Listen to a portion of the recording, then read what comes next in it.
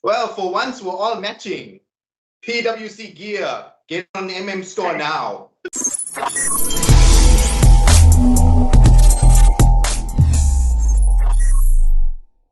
Let's talk about the other the other title match from NXT Stand and Deliver, the women's title. Stephanie McCurr, her stamina showcase, defending both the North American women's title and the NXT women's title in the same night. She's relinquished it now. I know there's a ladder match, but I'm talking about Stephanie McCurr versus Jordan Grace, the former TNA Knockouts champion.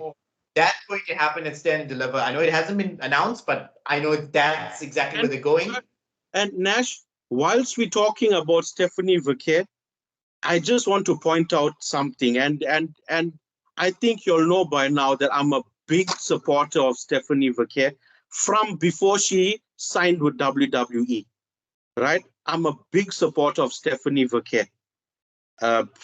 Basically, let me put it to you this way: if she entered 32 recently, I am 35. If she was in front of me, I would propose marriage to this girl. To her. That's how much I love Stephanie McCurr. But the thing that pissed me off with what I saw during this week was the comment that Mandy Rose made, right? Oh, when Stephanie McCurr was called the first ever double champion. Now, I want to point something out because I know you're not going to edit this and you're going to post it. So it should be there. And I want to explain this with as much logic and common sense that I can muster, because right now it seems to me like the wrestling community, even ex-wrestlers themselves, do not have logic and common sense. Right? It's seriously lacking. Now, when Mandy Rose was part of NXT, she won the NXT title, and then she won the NXT UK title, the women's UK title. She unified them, which means that when you unifying them, it's two titles becoming one. It's a merger. It's not a double championship, even considering that NXT UK has merged. When the titles got unified, the brands got unified as well. So it's two titles becoming one. So she cannot be considered logically a double champion.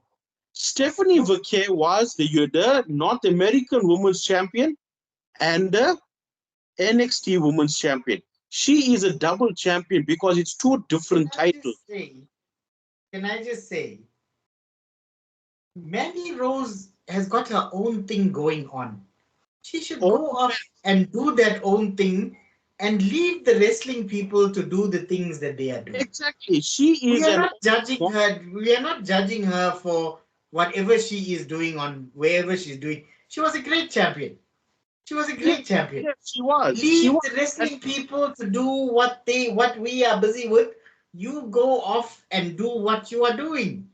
No one is saying anything to you. No, I would go as far as to say that if Mandy Rose currently had to come back to wrestling and challenge Stephanie McCurr, Stephanie McCurr would leave her lying in the ring. No question. The difference is Stephanie McCurr is one of those people that grew up wanting to be a wrestler. And she is doing what she always wanted to be. Mandy Rose was a fitness model. Yes. Fitness model that came over and had to learn how to wrestle. We can't compare the two. The same way you can't compare the championships and what they were both good at what they did. You can't deny that. Yes. But this thing is just sickening now. She should go off. Mandy Rose should go off and do what she's doing. Exactly, because and not worry what's happening on this side of the fence anymore. Because now she's referring to WWE as being pathetic because they don't want to recognize her as a double champion. All I can tell you is Bosh Nagam Bosh. All I can say is Dawa, yeah, Dawa. Exactly. How there you can take two. Take two and why? I don't understand it. I don't How- understand it. She's how- busy with what she's busy with her stuff. Stay there. Stay there. Do what you're doing. Because WWE is not interfering with her, right? Why is she now calling them pathetic? Because Vic Joseph didn't refer to Stephanie Verkeer as the first ever double champion. Yes, he is right. He's not wrong. She, But there is something that Bully Ray actually mentioned in the week, just to come off that sticky Mandy Rose thing. Why did they make Stephanie drop the other title? no, they didn't drop. She didn't drop it. She relinquished it. Yeah, but essentially I'll tell you we all know what happens backstage. And so my No. question is, But remember what happened when Keith Lee was the North American champion, and then he beat Adam Cole? No, did he beat Adam Cole or Cross? I think he beat Karrion Cross. Yeah. He beat But Cross. I'll tell you why. yeah, I'll tell you why Stephanie relinquished the title. Look at the NXT women's roster. It is packed. There is so much of depth. You can't have one yeah, woman who yeah. two titles. NXT. Give NXT. opportunity. I Yeah, think okay, that makes sense. That actually does make sense. Now. if you look at it, the women's division is actually carrying NXT because the women's division has a much greater talent pool than the men's division. That's the way I see it. That's saying a lot, but that's the way I see it. Think about it. Think about it. Look at the females that's there, right? You got Jada Parker. You got Lash Legend. You got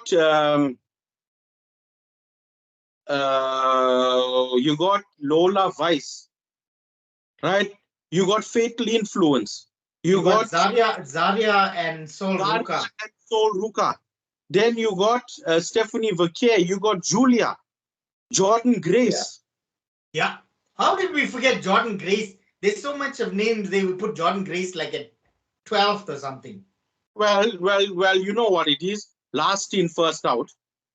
No, she will be first out. Trust me. She's not going to be there long. But then, Yeah. but now, we name the females that's there.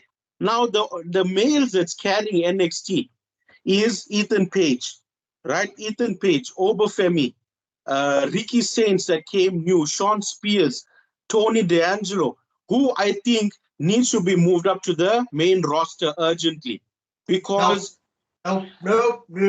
there's it. Do not do that. Do not do that.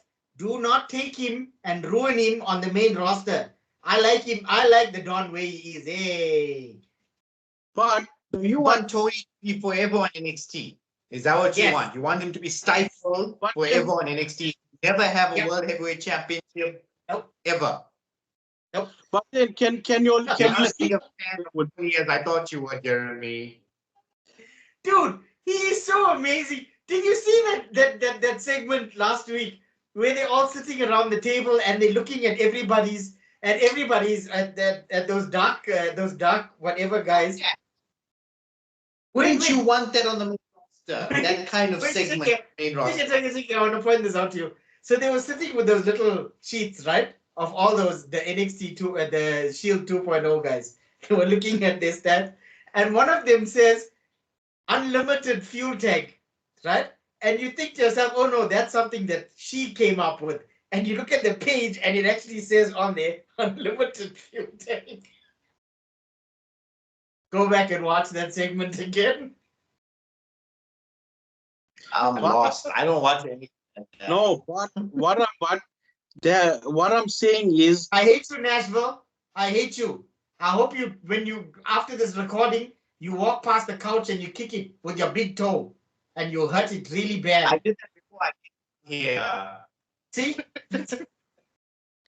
but The law of that- karma works. see, that's what it is with NXT. And if you look at it, that's the reason why if you're watching an episode of NXT, there are more females matches or women's division matches than men's division matches.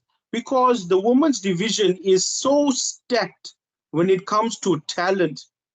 But Sumit, you can actually say that about NXT, the main roster, and AEW for that matter. The most entertaining part on AEW right now is is the Tony women's Storm. It's And not timeless. just Tony Storm. What is that other lady with the puppets that I was telling you about the other day? Oh my God, she is hilarious on Is it AEW. She Puppet. had that. She had the segment with. She had a segment with. Ali Cameron? Yes. Oh my God. She's got a ventriloquist dummy, and she was talking to the dummy to Mercedes Monet. I was broken. I couldn't Can stop I, laughing. can I just say Mercedes Monet? When I watch AEW and when I put the TV on and she's on, I just mute the TV straight away. No. I'll tell you what. She can be a little bit much, but I like that interaction that she had with that Haley Cameron girl. That was a very good segment. AEW had a very good show this When past week, actually. Monet speaks, when she speaks, it's just like that sharp voice, that ear piercing. So I guess you didn't enjoy the whole Charlotte Flair, Tiffany Stratton segment on SmackDown. No, I'm not. To be honest with you, Jeremy, When Charlotte referenced the beats, I was thinking of Sumeet at that same point. to be honest with you both, jokes aside, I'm not enjoying anything about Tiffany Stratton versus Charlotte Flair. No, Nobody. nothing. Nobody. To me, it's like you got a teenager versus a teenager wannabe. You know what they actually should do? I know we've said there's too many multi-man matches, and we're gonna get back to NXT very shortly. But I know we've said there's too many multi-man matches. The whole build that they're having with Rhea Ripley over on Raw, they should actually be doing in the Charlotte Tiffany match. I think they need to find a third and put that third to help this thing out, because whatever it is that's going on, I'd take Nia Jax in there. I'd honestly take Nia Jax in there. Put Charlotte Flair versus Tiffany Stratton on second on night one. That's a perfect place for them, because the crowd after she wins the title. I would rather send them to a pre-show. Even better. But they'll not do that with Charlotte. I think that will kill the whole crowd. Okay, maybe you do that as the pre-show, and then the very next match is Jay and Gunther. You don't put two. You can't put two women's matches together. Did you say Jade or Jay? Which is no Jay and Gunther, because then the crowd will be like down in the dumps, because and then you go heat afterward. And yes, then, because that match can lift the spirits. Because if you look, to be honest, watch Gunther wrestling. That man, that guy is on another level when it comes to his wrestling ability and stamina, and he knows how to work a crowd. Absolutely. 100%. His face turn is going to be something else. When he turns face, it's going to be something else. I don't think I can ever see Gunther as a face. Gunther is an amazing heel. If the Goldberg comes into the picture, then yes. I think they change. I honestly think if he works a match against Goldberg, he'll be the one working as a face. Yes, 100%. Guaranteed. Going back to NXT, Stand and Deliver. I think we're going to get some interesting matches there, but the question that I got surrounding NXT, leaving Stand and Deliver to one side, now that WWE bought Evolve, so now Evolve is not a wrestling promotion on their own. Now they're falling under the banner of WWE and they are WWE Evolve. So does Evolve become the developmental and NXT becomes a third brand? Because if that's the Yeah. case, then I would suggest NXT goes into arenas. I think they've already started doing that. They did that with I think the 2-300 arena, the Philadelphia one, that was a tester and it worked. I think they're going to go on the road just after Mania. So No, but I let's think stand into firstly yeah, with and then they start. NXT, and you know what? NXT currently is killing AEW Dynamite. NXT is putting them in the back pocket. And NXT being a third brand, especially with Shawn Michaels there. And by the way, we spoke about TNA earlier on. Do you know who is one of the creative directors at WWE and on NXT? Take a guess, a good guess. Vince McMahon. Jeremy Borash. I wish it was Kennedy not more, but McMahon. But do you all remember Jeremy Borash Yes, from TNA, the ring from announcer? TNA. Yes, yeah. he And is not now. just that, bloody Buzz is one of the backstage producers on WWE. Just let that sink in for a bit. To all our subscribers, please like, subscribe, or comment. Comment means a lot to us. Let us know what your thoughts are, and we'd like to be in touch with you. Thank you so much for watching. Cheers.